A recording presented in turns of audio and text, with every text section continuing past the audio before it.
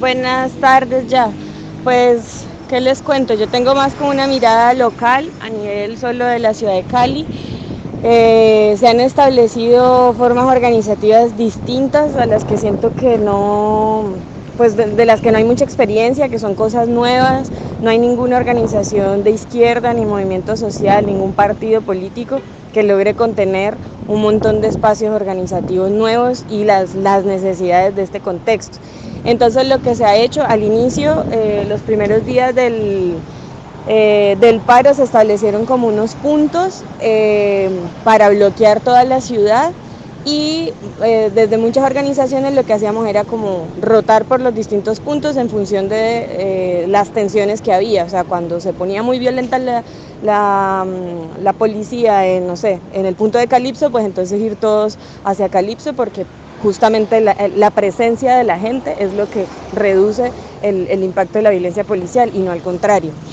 Pero pues ya con el paso de los días ha tocado como organizar de otra manera las fuerzas colectivas, porque el nivel de desgaste corriendo para un lado y para el otro de la ciudad era muy grande y era un poco insostenible. Y también pues está pensando un poco en lo que dice Cristian, y es esa preocupación por poder contener o limitar mucho el escalamiento de la violencia estatal, porque el Estado le está dando tratamiento militar al paro casi desde el inicio y los niveles de violencia aumentan constantemente, desmedidamente. Y también contener un poco como las reacciones populares no organizadas y no politizadas en el marco del paro, ¿sí? Entonces, claro, hay pelados que llevan mucho tiempo en las llamadas primeras líneas, que son como las fuerzas principales que están en los puntos de bloqueo, haciendo la resistencia de bloquear la calle, los que se pelean con la policía, etcétera, pero pues son grupos muy heterogéneos. Ahí hay gente con formación política, hay gente que solamente quiere pegar y matar a un tombo, hay gente que ni eso, pero entiende que tiene que estar ahí. Entonces también hay que como reorganizar, politizar constantemente la cosa en medio de circunstancias bien complicadas. Actualmente en Cali, entonces, pues como la orientación colectiva ha sido fortalecer los puntos, porque también hay como una disputa grande entre el paro, entre el comité de paro a nivel nacional, que como que agrupa algunos partidos y como estructuras más grandes, y la base social que está en los puntos resistiendo y que no necesariamente se siente identificada con esos partidos o esas estructuras amplias a nivel nacional. Entonces hay también una disputa entre esas dos dimensiones de la política, más cercanas a lo local y a lo barrial, y la gran política de los partidos y movimientos grandes y de las fuerzas que hacen parte de la estructura del Estado, por quiénes son las personas que pudiesen establecer un pliego de peticiones o exigencias, y qué exigencias serían las que se deben plantear. Si va a ser solamente un cambio de política pública para bajarle dos al neoliberalismo, o si es una cosa mucho más profunda de transformaciones, o con este paro vamos a lograr estas cosas puntuales y después entonces pensamos las otras. O sea, hay como un montón de preguntas también que se van respondiendo, o la respuesta se va construyendo constantemente en el día a día acá. Y bueno, pues también creo que hay una necesidad grande de entender que por muy fuerte que haya sido este paro, pues no es como que estamos al doblar de la revolución. O sea, el día que el triunfo alcancemos todavía está lejos, ¿no? Entonces también fortalecer los puntos pasa por también generar algunas bases mínimo de concientización colectiva y de cadenas de afectos, etcétera, que puedan permitir que después del paro se sigan construyendo cosas.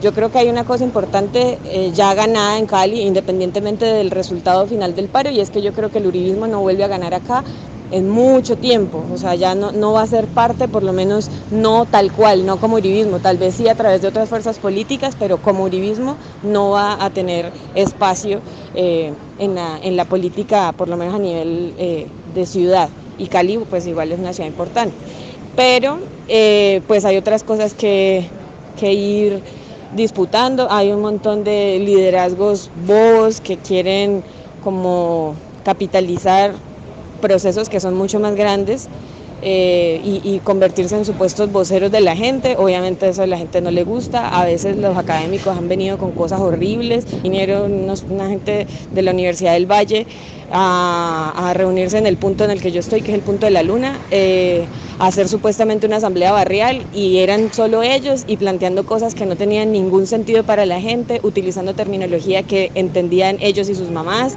y además como con una prepotencia muy grande respecto a la gente.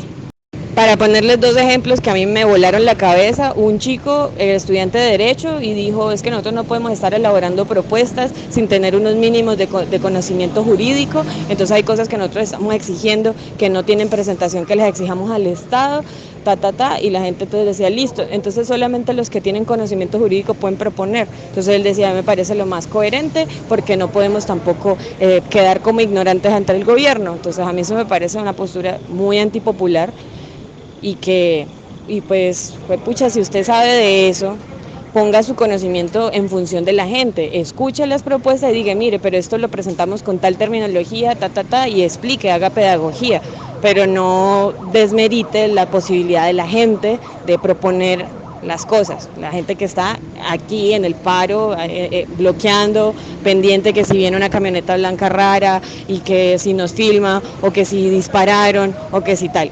Entonces es muy complicado eso. Y el otro ejemplo, que además fue una profesora ahí, una profesora de antropología, que yo no sé en qué planeta está parada ella, decía que no, o sea, se echó un discurso de 10 minutos diciendo que la principal demanda que debíamos tenerle al Estado es que borrara las fronteras porque somos una sola humanidad. Entonces, claro, también son esas las cosas que están sobre la mesa, la gente está conteniendo mucho, también eso, como generando equilibrios entre las distintas legitimidades y las distintas maneras de participar en el paro, pero por lo menos en Cali lo más importante son los puntos, y les cuento un poco cómo son los puntos. Los puntos, pues hay puntos en muchas arterias principales de la ciudad, en muchos puntos pues sí, de tránsito. Entonces se cierra la calle, se establecen ollas comunitarias y actividades culturales para mantener como presencia colectiva de la gente en los puntos. Se hace pedagogía con la comunidad cercana, la comunidad se acerca, dona un paquete de arroz para la olla comunitaria, o está pendiente, llega y nos da café, bueno, en fin. Pero obviamente eso tiene también una primera línea, que es la parte de bloqueo que les explicaba, como más fuerte, sobre todo para frenar un poco el avance de carros, y puestos de salud con brigadas médicas improvisadas, pues con estudiantes y profesionales de la medicina que están allí, y con insumos médicos que hemos ido gestionando a partir del esfuerzo colectivo. La situación de seguridad también es muy variable en los puntos.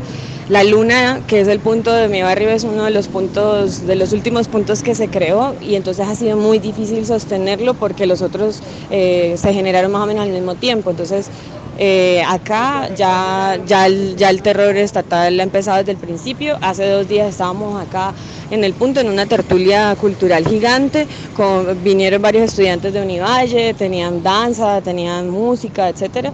Como a las 7 de la noche sabotearon una gasolinera que está en toda la esquina del punto, y pues provocaron una fuga de gas, tuvimos que salir todos corriendo, y o sea, pasó eso, y 10 minutos después llegó, o sea, que varios nos dispersamos, se quedó la primera línea y llegó policía vestida de civil, y abrieron fuego abiertamente contra la primera línea.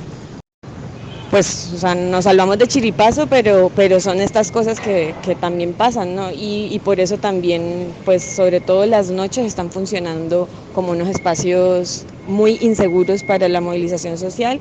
La consigna de derechos humanos acá es movilizarnos de día, descansar y recogernos en las casas en las noches, porque no hay manera de controlar esto. Además hay que entender que pues que tengamos más muertos, que las movilizaciones en Chile también pasa por la cantidad de armas que hay en la calle, y porque es un estado paramilitarizado. Entonces no necesariamente va a venir el policía uniformado a dispararte de frente, sino que también tienen como otras estructuras paralelas, y el uribismo está abuchando desde Twitter que los que los apoyan políticamente pues también se sumen a resistencia armada contra la protesta social.